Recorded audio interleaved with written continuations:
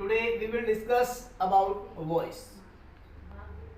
Voice Hindi में वाच्य कहते हैं इसे, इंग्लिश में voice. There are two types, active and passive. ध्यान रखिए, एक्टिव का हम पैसिव करते हैं और कई बार पैसिव का एक्टिव भी करवा लेता है एग्जामिनर. एक्टिव के अंदर क्या होता है कि सब्जेक्ट कोई कार्य करता है, उसका प्रभाव जो है ऑब्जेक्ट पर होता है. फॉर एग्जाम्पल हम बात करें आई ईट बनाना, तो देखिए ये सब्जेक्ट, ये V1 फर्स्ट, ये ऑब्जेक्ट. सब्जेक्ट ने कार्य किया कि उसने केला खाया, तो इस केला पर प्रभाव पड़ा. क्या प्रभाव पड़ा कि केला खत्म हो गई, इसलिए इसे ट्रांजिटिव वर्ब भी कहते हैं. ये मैंने लास्ट वीडियो में इसके बारे में डिस्कस किया था, तो आप ध्यान रखें. इसमें समझने वाली बात ये है कि इसका जो रूल है वो मैं आपको बताऊंगा, लेकिन एक इम्पोर्टेंट रूल ये है, अक्सर बच्चे कोई भी सेंटेंस मिला उसको एक्टिव, उसको पैसिव करने के लिए तैयार हो जाते हैं, लेकिन ध्यान रखें पैसिव उसी सेंटेंस का बनेगा जिसमें ट्रांजिटिव वर्ब होगी. अगर एग्जांपल ये आ जाए, I go to school daily, और ये कहा जाए कि इसका चेंज वॉइस या चेंज इनटू पैसिव वॉइस, तो अक्सर बच्चे इसको बनाने लग जाते हैं. ध्यान रखिए इसका वॉइस चेंज नहीं होगा. क्यों नहीं होगा? क्योंकि यहां पर जो गो है ये इंट्रांजिटिव वर्ब है. इंट्रांजिटिव वर्ब है. क्या कारण है इंट्रांजिटिव वर्ब क्यों है? क्योंकि यहाँ पे सब्जेक्ट ने जो कार्य किया उसका ऑब्जेक्ट पर कोई प्रभाव पड़ा ही नहीं. भाई कहा कि आई गो टू स्कूल, मैं स्कूल जाता हूँ, मैं स्कूल गया, तो मेरे स्कूल जाने पर स्कूल पर कोई प्रभाव नहीं पड़ा. जैसे यहाँ पर प्रभाव पड़ रहा था आई ईट बनाना, मैंने केला खाया तो केला खत्म हो गई थी, जबकि स्कूल तो सेम वही है. नहीं, स्कूल की कोई गेट पर प्रभाव पड़ा या कोई बिल्डिंग पर पड़ा, ऐसा तो कुछ नहीं हुआ. तो ये इसलिए इंट्रांजिटिव वर्ब है. तो ध्यान रखें वॉइस में इंपॉर्टेंट बात यही है कि ट्रांजिटिव वर्ब होगा तो ही उसका चेंज ऑफ वॉइस होगा, अदरवाइज नहीं होगा. ठीक है, तो ये इंपॉर्टेंट बात थी जो आपको बतानी थी.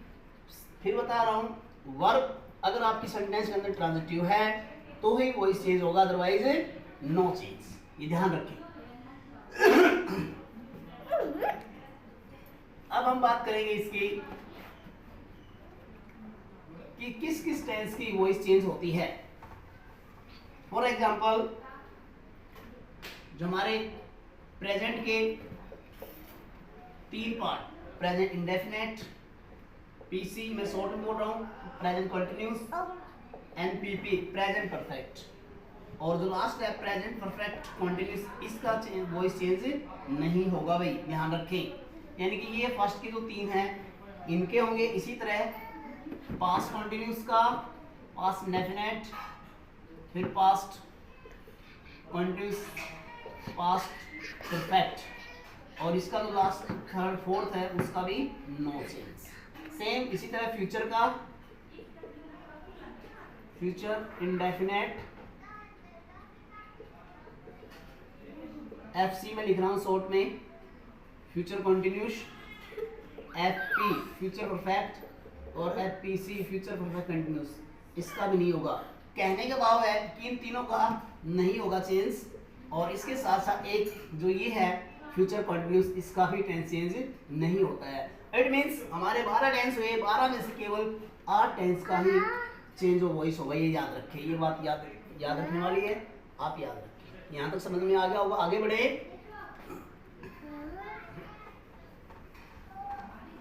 तो अब तक आपने क्या सीखा कि वॉइस जो है टेंस के हिसाब की बात करें, अकॉर्डिंग टेंस 8 टेंस की वॉइस चेंज होती है.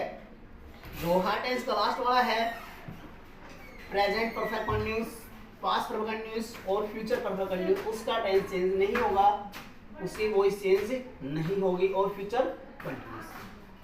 अब हम बात करते हैं प्रेजेंट इंडेफिनिट का, जो सिंपल है. ध्यान रखिए ये टॉपिक आपका 6th स्टैंडर्ड से लेकर ग्रेजुएशन लेवल तक काम आएगा. इसलिए इसको अच्छे से समझें और करें। प्रेजेंट इंडेफिनिट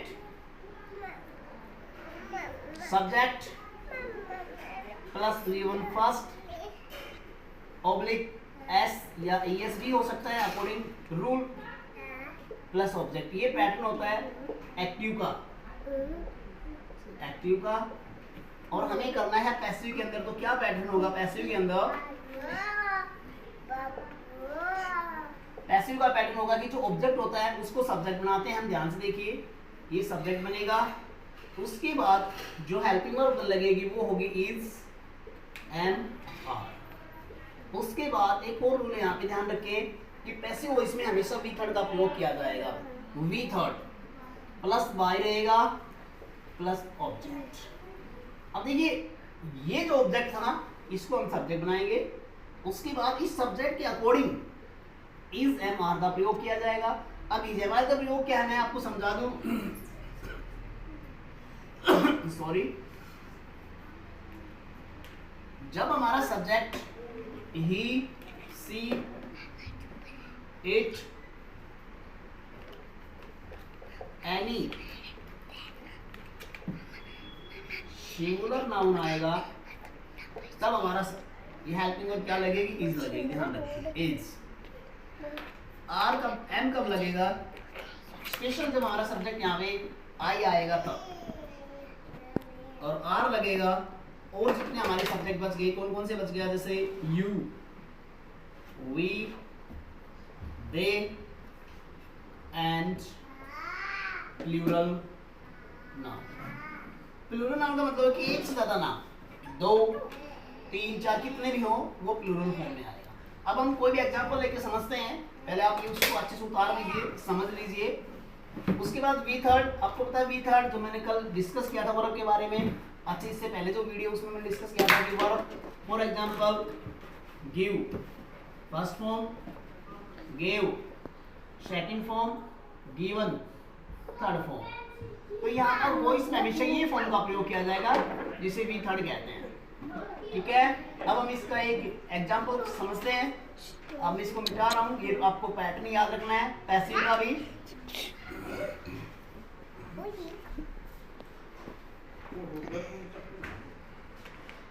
तो देखिए एग्जांपल हम लेके चलते हैं कोई भी।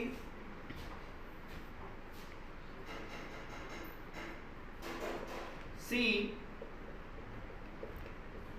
प्रिपेयर, ऐसा लगेगा only tense. She prepares A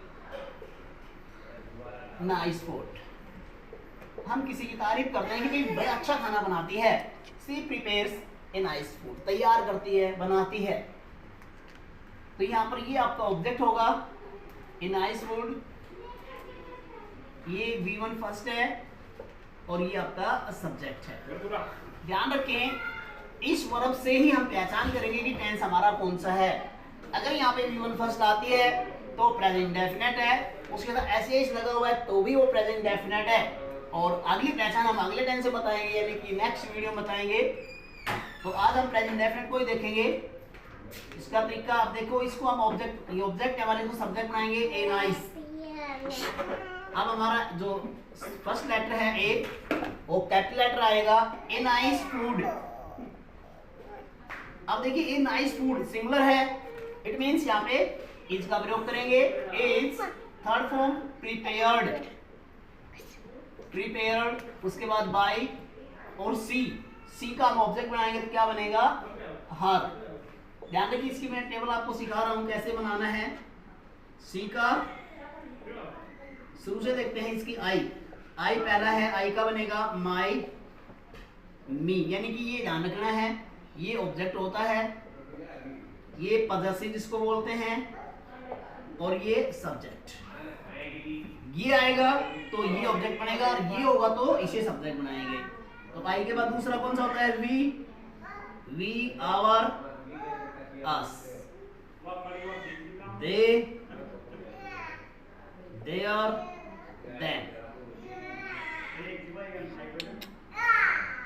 you, your, इसी तरीके से और जो बच गया हमारा she, her, her, it, its, it,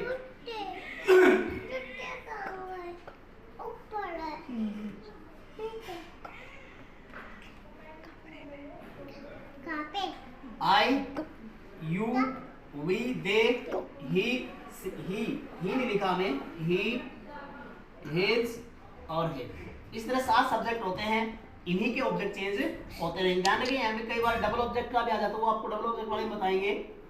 जैसे ये हमारा डायरेक्ट ऑब्जेक्ट था, ये हमारा डायरेक्ट ऑब्जेक्ट है जी, नाइस वुड है, ये हमारा डायरेक्ट ऑब्जेक्ट है यहाँ पे, और ये सारे इनडायरेक्ट ऑब्जेक्ट कहलाएंगे। ठीक है, ये भी ध्यान रखें। तो इस तरह से हम इसे चेंज करेंगे पैसे वो इसको। ठीक है, अभी इसका एक और पैटर्न है जो नेगेटिव है, उसका भी डिस्कस कर लेते हैं हम, फिर ये टेंस हमारा कंप्लीट हो जाएगा। अगर नेगेटिव पैटर्न आए तो क्या करना है, सेम पैटर्न रहेगा, बस उसमें इजएमआर के साथ नोट लग जाएगा। उसका पैटर्न मैं लिख रहा हूँ यहाँ पे, subject plus is, am are plus not plus V third plus Y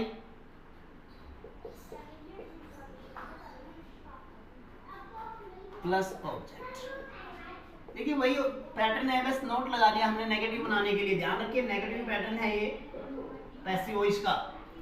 active में कैसे आएगा, डू नॉट और डज नॉट। जैसे आएगा I do not tell a lie, कोई कह रहा है कि मैं झूठ नहीं बोलता हूं, आई डोंट टेल ए लाई, तो यहाँ पर ए लाई जो है ये आपका ऑब्जेक्ट हो जाएगा। इसको नेगेटिव, इसका पैटर्न जब पैसिव वॉइस में करेंगे तो क्या करेंगे, a lie is, a lie is not.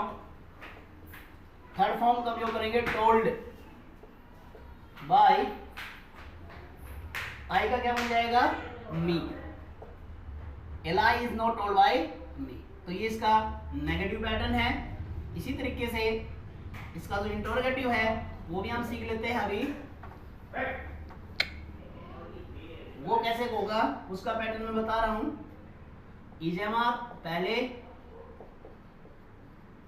क्योंकि इंटरोगेटिव में हेल्पिंग वर्ब सबसे पहले आती है, तो यहां पर ये भी पहले आएगा। उसके बाद सब्जेक्ट, फिर वी थर्ड, फिर बाय और फिर ऑब्जेक्ट। ठीक है भाई, इंटरोगेटिव का है ये।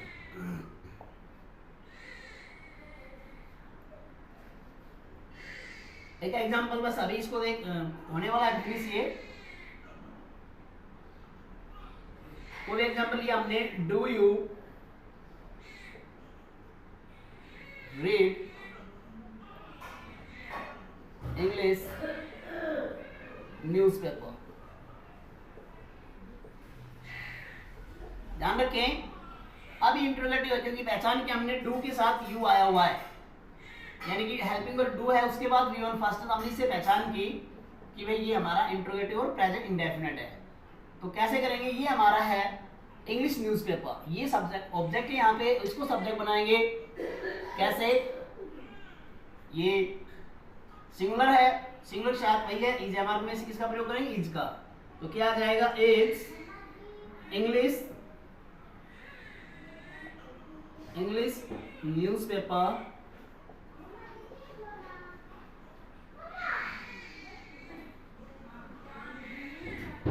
रेड। थर्ड फॉर्म का प्रयोग करेंगे, ये स्पेलिंग सेम रहेगी, उच्चारण चेंज हो जाएगा, रेड बाय यू, और लास्ट में question mark. Okay guys, I hope आपको समझ में आया होगा। जो सेकंड टेंस है वो हम कल करेंगे। Thank you, bye bye.